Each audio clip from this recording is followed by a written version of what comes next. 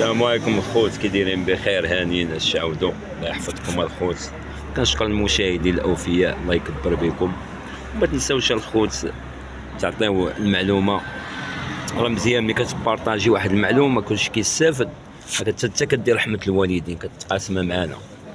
نوريكم الخوت هذا الموطور فيه واحد 3 ديفوات اللي بانوا ليا دابا، حيت جابوا مولاه ساكت ما قطع عليه الكروه وكذا. المهم انا غادي نوريه لكم. الديفو الاول هو لا ريدويل الخوت، شو كتبردي دير لها الكوله، هانتوما الكوله دابا هادي زائد الكروه مقطعه. شو الخوت نوريكم.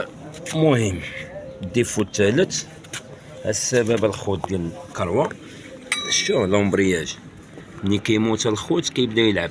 شو هاد البولي كتبدا تلعب، كيبان ملي كتبدا تلعب اين فوا انت كتكسيري كتكون غادي كيتحل لومبرياج واحد ديك التمكسيري هو محلول وكيلعب.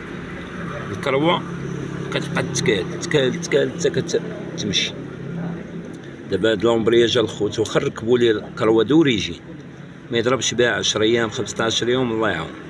لهذا بدلوا لومبرياج، غادي نبدلوا ان شاء الله لومبرياج والكروه، وغادي نبدلوا ليه ان شاء الله لا ريدويل، وغنمنقوا ليه حنا هاد الكوله ما كنديرهاش الخوت.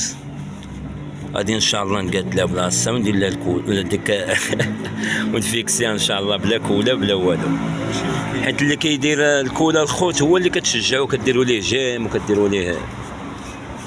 حنا لا، خدمه نقيه ما كتشجعوهاش الخوت وتبارطاجيوها. المهم الخوت انا عطيتكم هاد المعلومه هادي، طلبوا من الله توصل للجميع. يلا الله يعاونكم الخوت، تهلاو.